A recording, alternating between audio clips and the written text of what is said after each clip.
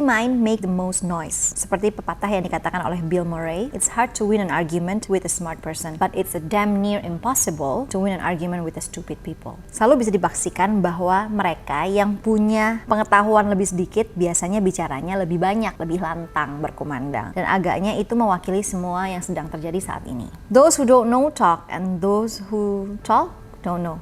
Di tengah kegaduhan menjelang tahun-tahun politik yang mana kita akan ada pilpres, akan ada banyak masa kampanye, lagi banyak isu-isu sosial yang ramai jadi perbincangan pastinya di sosial media selain karena adanya perang antara Israel and Palestine. May those who passed rest in peace, rest in love, my deepest condolences for them. Tapi kayak banyak juga yang nggak benar-benar tahu urusan tentang mereka ikut berkoar-koar di sosial media. Ada yang kena boykot, ada yang kena take down, ada yang juga dirajam oleh netizen lewat sosial media mereka karena nge-like mungkin kubu yang satu atau pro ke kubu yang lain. Well, dari urusan perang sampai boykot produk Amerika juga sedang marak terjadi. Sangat miris melihat banyak orang Indonesia yang miskin dalam informasi jadi lebih gampang terprovokasi. Dengan alasan agama, mereka memboykot, menolak produk-produk yang dikeluarkan oleh certain pihak. Tapi yang paling konyol adalah waktu ada satu berita di sosial media tentang ada orang-orang yang merusak kawasan McDonald yang ada di kawasan itu dengan alasan mau memboikot. Well, pilihan kalian sih, mau kalian milih membeli atau enggak, milih meng-cancel sesuatu brand atau tidak, itu hak semua orang untuk memilih. Tapi apakah harus merusak? Apakah harus terjadi vandalism? Di mana letak solidaritasnya kalau kalian sama-sama menyusahkan saudara dan saudari kalian yang sedang bekerja dan mencari nafkah di sana? Ada someone's sister, someone's dad or someone's mom di sana yang sedang mencari nafkah juga. Di mana solidaritas kalian untuk mereka yang kerja di sana? Apakah itu jadi kuncinya? Apakah itu menunjukkan solidaritas kalian untuk saudara kita yang jauh di sana? Mereka nggak even tahu apa yang kalian lakukan kalau misalnya kayak gitu ceritanya. Yang ada juga malah kelihatan bodohnya, bukan kelihatan solidarnya. But sorry ya for my comment. Sedih nggak sih kayak ngelihat banyak orang yang karena takut FOMO, karena takut kelihatan nggak happening, ikut-ikutan bikin opini dan ngebuang-buang waktu dan potensi mereka cuma buat terlibat kegaduhan. Tapi sebenarnya miskin dalam karya. Emang anak muda bisa apa? Siap nggak sih kita sebenarnya sebagai anak-anak muda untuk bisa menjadi bagian dari generasi emas 2045? Well, Indonesia akan memasuki momentum bersejarah di mana Indonesia akan berusia 100 tahun pada tahun 2045. Tentu kelangsungan visi untuk membuat rakyat Indonesia punya kesejahteraan yang menyeluruh, yang merata, dengan kualitas sumber daya manusia yang juga mumpuni dan relevan dengan kebutuhan zaman, pastinya bergantung sama orang-orang muda.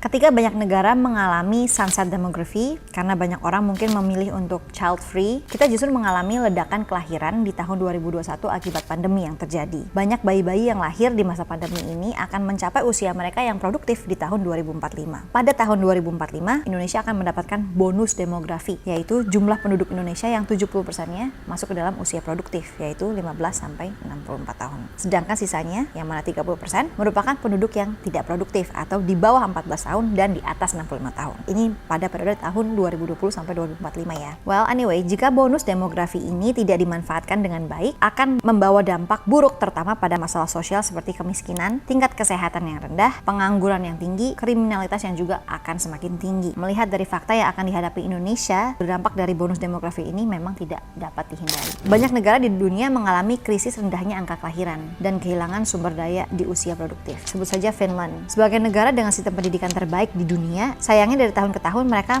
mengalami kemerosotan dalam angka kelahiran. Sehingga banyak sekolah yang mulai banyak ditutup. Dan akhirnya mereka terpaksa melakukan manuver untuk mengundang negara-negara di South Asia untuk menggunakan sistem pendidikan mereka. Di Indonesia, kita mengalami masalah yang beda. Jumlah sekolah favorit masih belum bisa menampung jumlah siswa yang ada. So how do we contribute di Indonesia Emas 2045? Anak muda perlu belajar untuk berhenti membuat alasan. Educate yourself. Internet is a free college. Daripada sibuk ikut-ikutan boykot-boykotan, ikut-ikutan aksi solidaritas, bukannya itu salah dan nggak boleh ya, silahkan. Tapi daripada sibuk terfokus di sana dan tidak melahirkan karya apapun, tidak menjadikan apa-apa, atau menjadi bukan siapa-siapa hanya karena sibuk keluar-keluar di sosial media, biarkan kegaduhan itu datang dari karya kita sebagai anak bangsa di kancah dunia. Ada few people that inspires me. Aku baca dari satu media artikel di Kumparan. Instead of berkoar-koar koar-koar, ikutan ini dan itu. Nggak tahu ya kalau mereka sekarang ikutan koar-koar ya, tapi intinya mereka membuat diri mereka valid bukan dari apa yang mereka katakan, tapi apa yang mereka lakukan dan apa yang mereka capai. 7 anak muda berprestasi ini benar-benar mengharumkan nama Indonesia di mata dunia. Yang pertama ada Christopher Farrell. Di usia 18 tahun, cowok asal Jogja ini bekerja di Google dan mendirikan Kecilin, sebuah startup AI yang fokus pada kompresi data internet. Farrell tuh sempat 11 kali ditolak dalam lomba-lomba karya ilmiah yang dia ikuti. Tapi malah akhirnya Google ngundang dia untuk datang ke markas mereka di Mountain View, California, Amerika Serikat. Di sana dia diminta mempresentasikan temuannya dalam sebuah summit. Banyak yang tertarik dengan karyanya dia sampai Google ngajak dia untuk membantu Google mengembangkan satu algoritma khusus untuk kompresi data pada Google Photos. Yang kedua ada Adriana Viola Miranda.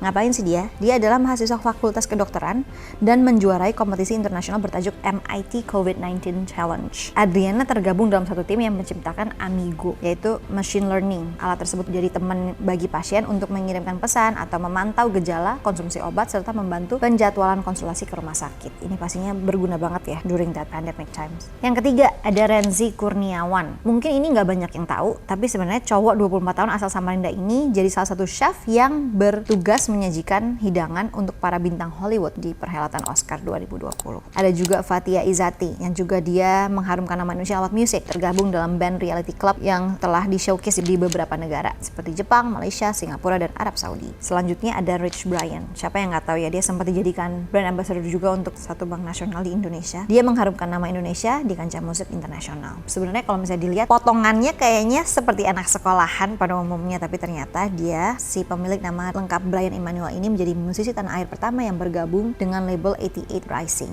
Nggak cuma itu, ada Niki Zevanya. Ini juga yang belum lama ini baru konser ya. Sebelum namanya dikenal luas, cewek ini pernah merilis lagu secara independen berjudul Polaroid Boy. Dia akhirnya pindah ke Nashville, Amerika Serikat. Aku pertama kali denger si Niki Zevanya ini, aku pikir orang luar, ternyata orang Indo. Luar biasa untuk Mbak Niki. Dan yang terakhir adalah Nyimas Bunga Citra, yang mana dia adalah atlet skateboard yang juga satu-satunya remaja Indonesia yang terpilih sebagai Barbie role model. Dia mungkin berpakaian muslimah, berhijab, tapi dia tetap berkarya. Mungkin di luar daripada kebanyakan stereotyping kita terhadap orang-orang yang berhijab, yang dimana mungkin lebih kalem, lebih yang skuy. Ternyata dia skateboarder dan tetap berhijab. Salut.